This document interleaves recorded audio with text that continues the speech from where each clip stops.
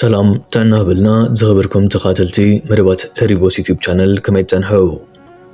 نلوم بزعبا هلو كنتات هجرنان أبزو باغرنا أفريكا زرعيو زلو حدش سمع بالتاتن درس حتير مدب حزنا نباهم قريبنا لنا كما تروك سافتا مدبنا مسانا حتنحن كتكاتلنان بخبري نعدم بشابيا ويانين تبالانا كذا شابيان تبالانا شابيان تتاكمي ويانين ساتفا ምንድነው መፈልገው ካልክ አንደኛ ወያኔን ሙሉ ለሙሉ ትጥቅ ማስፈታት ያስፈልጋል። ወያኔ የነበረውን የዘረፈውን በባንክ በምን ያስቀመጠውን ሀብቱን ሙልጭ እስከ መጨረሻው 74 ሳንቲም ድረስ ትቀበላል። ወያኔን ልክ ኢህአዴግን በምርጫ ቦርድ እንዳፈረስከው ህወሓትን በቃ ታፈርሰዋል እንደ ፓርቲ ዳትሰት ገባ። ወያኔም ሻቢያም አንድ ላይ መኖር የሚችሉ ኃይሎች አይደሉም፣ ይጠፋፋሉ። ሷ አይቀርም። ሁለቱም እኮ አገር ይዘው እንኳን በሰላም እኮ መኖር አልቻሉ። ሁለተኛ ኢሳያስና ሻቢያን ከስልጣን ታወጣል። ለኢትዮጵያ ባለፈው ይሄን ነገር በጣም በዝርዝር አስቀምጫለሁ። ለኢትዮጵያ አደጋማ ይሁን ከዛም አልፎ የኢትዮጵያ አገልጋይ የሆነ መንግስት ታስቀምጣል። ሶስተኛ የኢትዮጵያን የባህር ኃይል እና የባህር በር ንብረት ትመልሳል። ሊግሊ ትከራያለህ ምናምን አላ أبسعت كاب إثيوبيا استسمع كلتا عبيت زيناتات نمحبرها مرخبيتات تخاطر يدرى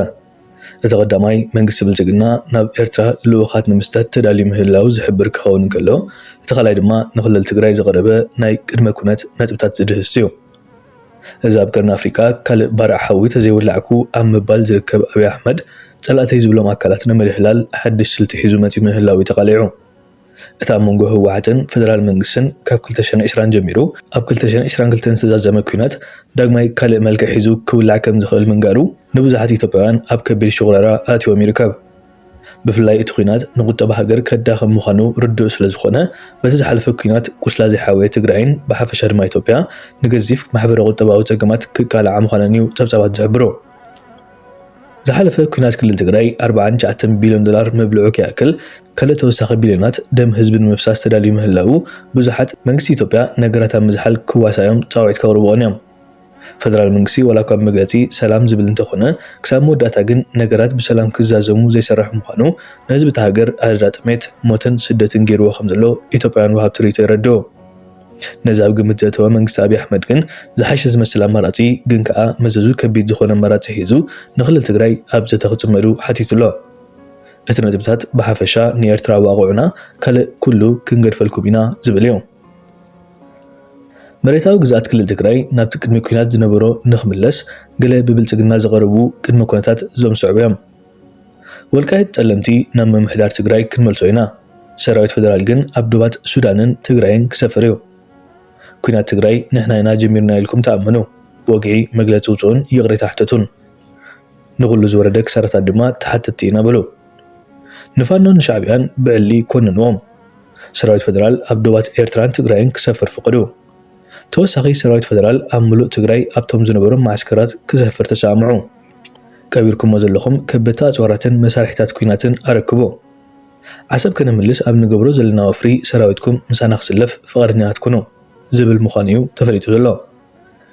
ازي حدش اماراتي بكا نقل تقراي ابتا تقوتر نمتاو زعلمه منقساس كنو صمدو تزخون نيرو فرم فرينيرو اب ساعت جن صمدو اب زلعله بالرهب مبصحو تقراي زواتام سمرات تدميرو سماع كم زيركب تدمديملو اتكالاي نمتقعتي منقس بلتقنا اب لعلي سبسلطانات منقس إيرترا زملكتيو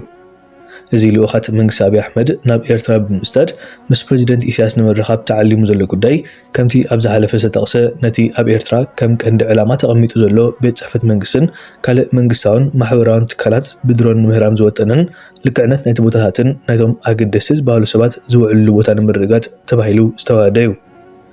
ازي منقس أبي زلو أخوز اللو حدش وزلو مس إيرترا نايب حكي عرق دليل زي كونس نتزح حساب زلو كينات المخفات ناي موداتا قبرش براو مدكعتنا مفتام كلاير إيرتران متحاس بمريتن ببحرن قبل على إيرترا ورار المخفات مصنعتي كقبر زلاح ضليو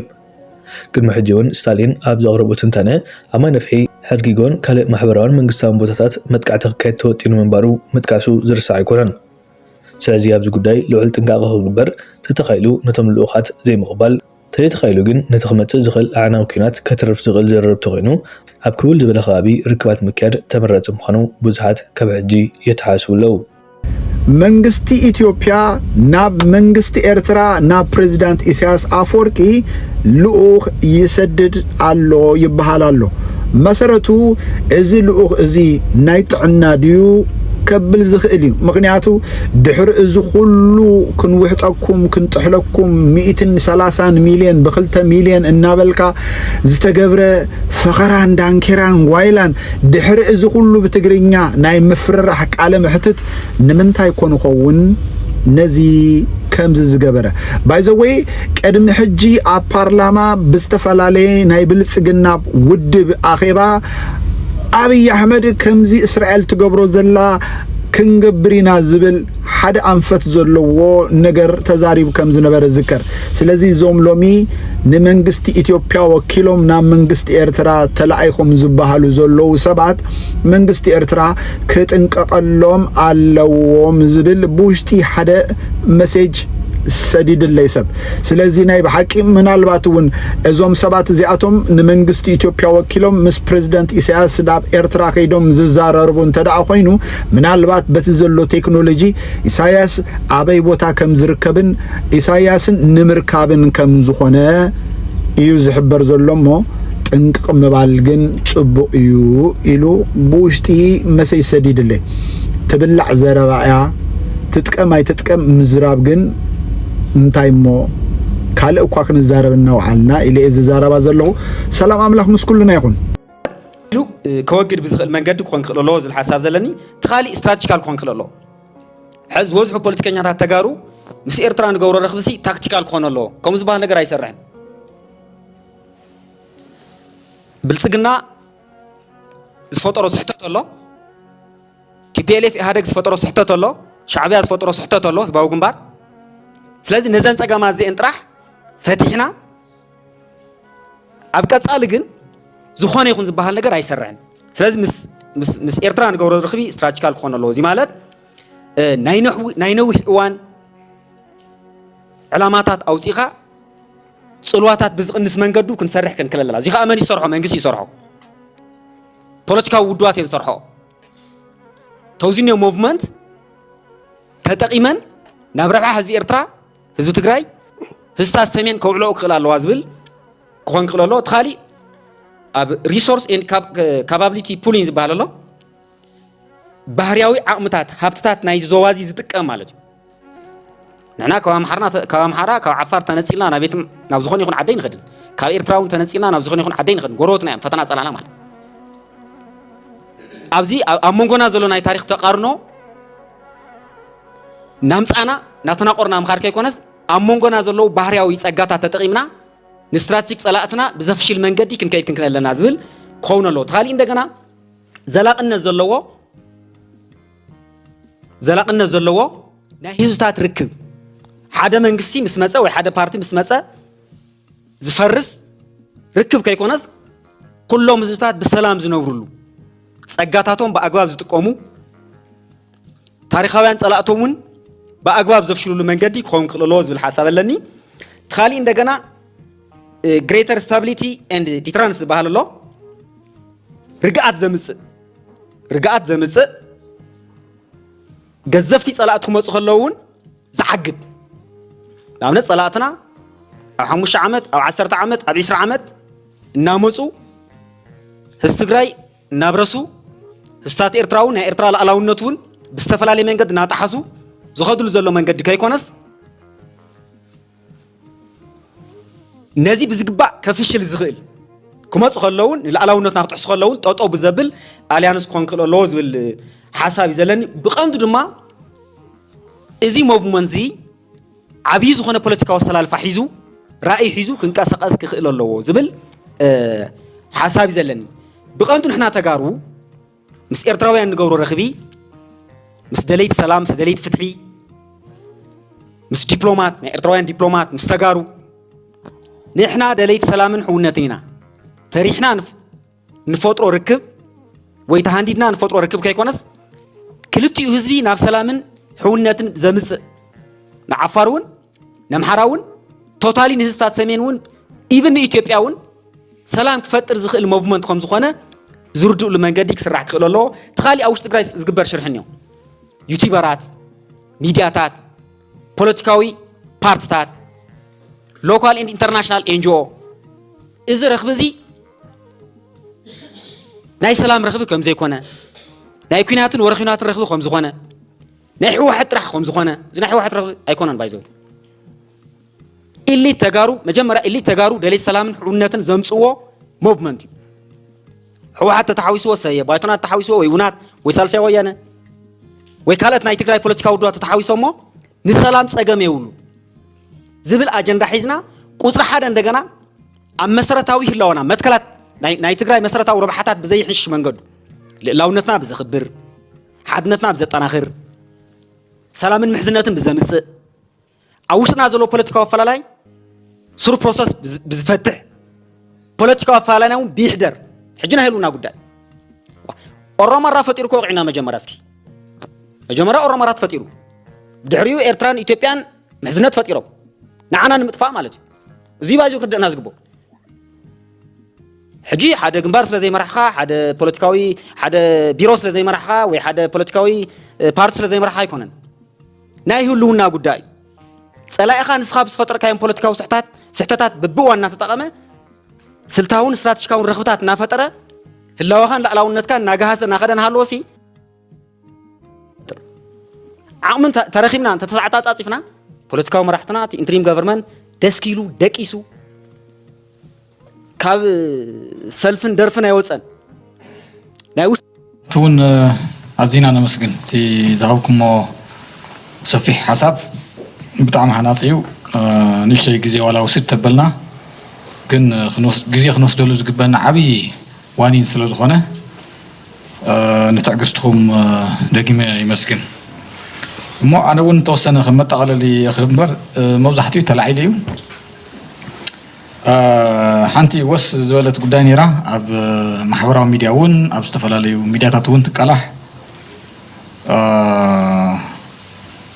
ትማሊ ወይ ከዓ ቅድሚ ፕሪቶሪያ ኣብ ዝነበረ እዋን ከም ትፈልጥዎ ካብ ኤርትራውያን ኣሕዋትና ንላዕሊ ኣብ ጎኒ ህዝቢ ትግራይ ደው ዝበለ ህዝቢ የለን ኣብቲ እዋን ፀበባ ማለት እዩ